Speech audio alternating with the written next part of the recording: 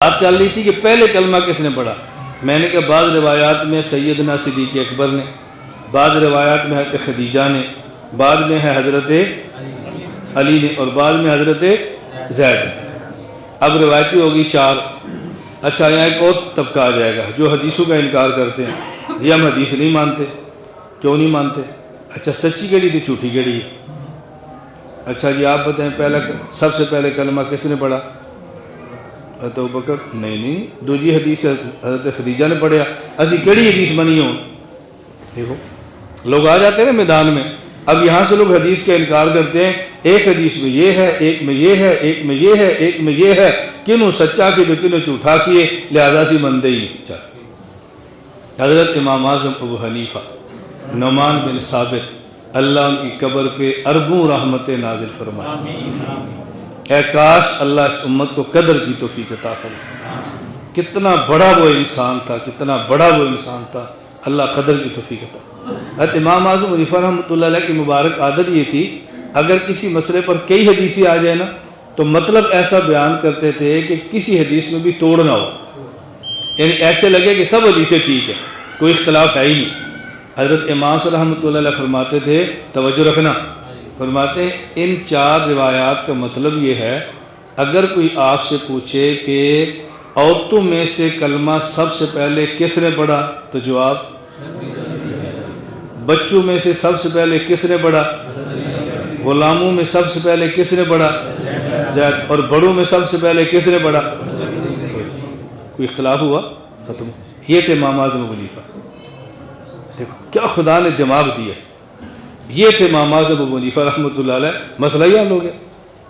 اب یہ کہنا کہ امام حنیفہ کو حدیث نہیں آتی، عجیب بات ہے.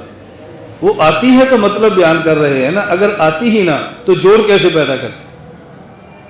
خیر بات یہ چل رہی تھی کہ سب سے پہلے کلمہ کس نے پڑھا. ذہن میں آ گئی نا بات. میں وہ بات ایک سنانے لگا تھا کہ امام اعظم حنیفہ رحمۃ اللہ علیہ کا مزاج کیا تھا.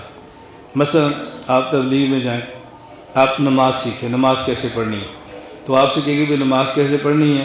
پہلی بات ہے کہ آپ نے ہاتھ کہاں تک اٹھانے، کہیں گے نا ہاتھ کہاں تک اٹھانے. یعنی تبلیغ والے کیا کہیں بھی ہاتھ ایسے اٹھاؤ کہ آپ کی ہتھیلیاں کندھوں کے برابر ہو جائیں، یہ انگوٹھا کان کی لو کے برابر ہو جائے اور باقی انگلیاں کان کے برابر، یوں ایسے ہاتھ اٹھاؤ. یہ ایسے کیوں کہا؟ امام حنیفہ کو دیکھنا کیوں کہا. امام سے فرماتے ہیں بعض احادیث میں ہے کہ اللہ کے نبی نے فرمایا، اور اللہ کے نبی کا عمل تھا کہ جب آپ نماز پڑھتے ہاتھ اٹھاتے تو اپنے ہاتھوں کو کندھے کے برابر اٹھاتے. اور ایک روایت میں ہے کہ آپ اپنے ہاتھ کو کان کی لو کے برابر اٹھاتے، اور ایک میں ہے کہ کانوں کے برابر اٹھاتے. تو حدیثیں کتنی ہوگی؟ کندھے کے برابر، کان کی لو کے برابر اور کان کے برابر. امام سے فرمایا جب تم ہاتھ اٹھایا کرو نا تو ہتھیلیاں کندھے کے برابر ہوں، انگوٹھے کان کی لو کے برابر ہوں، باقی انگلیاں کان کے برابر ہوں، تاکہ تینوں حدیثوں پر عمل ہو جائے. کیسی بات فرماتے. اندازہ کرو بھئی آپ نے ہاتھ باندھنے ہیں تو کیسے باندھو. فرمایا دائیں ہتھیلی کو بائیں ہتھیلی پہ رکھو، انگوٹھا چھوٹی انگلی سے دائیں ہاتھ کا بائیں گھٹے سے پکڑو، اور یہ 3 انگلیاں کلائی پہ رکھو، ہاتھ ناف کے نیچے باندھو. کیوں؟ فرمایا کہ حدیثیں 4 ہیں. حدیثیں 4 ہیں. ایک حدیث میں ہے کہ نبی پاک صلی اللہ علیہ وسلم، بخاری میں حضرت فرماتے حضور نے ہمیں فرمایا کہ جب نماز پڑھنی ہے نا تو دائیں ہاتھ کو بائیں سے پکڑنا ہے، اس لیے یہ ان دونوں سے پکڑ لو.